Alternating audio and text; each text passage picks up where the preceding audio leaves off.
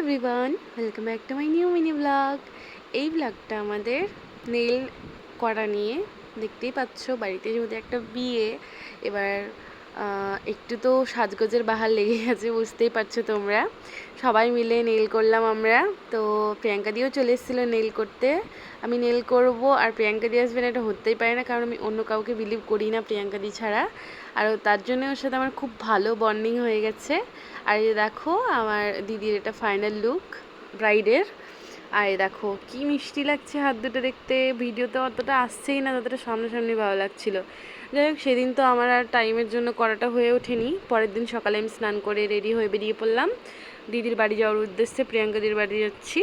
আর এই যে দেখো মহানন্দা ব্রিজ, দেন আমি প্রিয়াঙ্কাদির বাড়ির গলিতে। ভাবলাম স্টুডিওতে গিয়ে ভালো করে করা যাবে নিশ্চিন্তে কাজটা।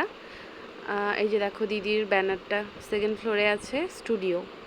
আর দেখো দিদির বাড়ির কাঁঠালগুলো কি সুন্দর লাগছিল দেখতে, আমার তো ভীষণ মিষ্টি লাগলো, এত কাঁঠাল হয়েছে দেখো। আর এই দেখো দিদির নেইলের এরিয়াটা এত সুন্দর করে ডেকোরেট করা, পুরোটা এত সুন্দর করে স্টুডিওটা সাজানো, কি বলবো। এই যে দেখো প্রিয়াঙ্কা দি এখানে হেড ওয়াশ করে বসেছিল, মানে হেয়ার ওয়াশ।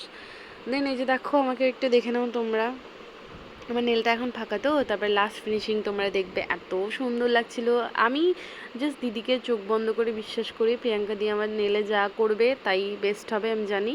তো গল্প করতে করতে আর কোনো ক্লিপ নেওয়া হয়নি। এই যে আমি বেরিয়ে গেলাম, বেরিয়ে যাওয়ার পরে ফাইনাল লুকটা তোমরা দেখতে পাবে। এই যে দেখো আমি ক্যাটাই করেছি আমার দুই হাতে, অ্যান্ড দুই পায়ে করেছিলাম সিলভার গ্লিটার। তো সেটা ভিজিবল হলো না ঠিক করে, যাই হোক টাটা।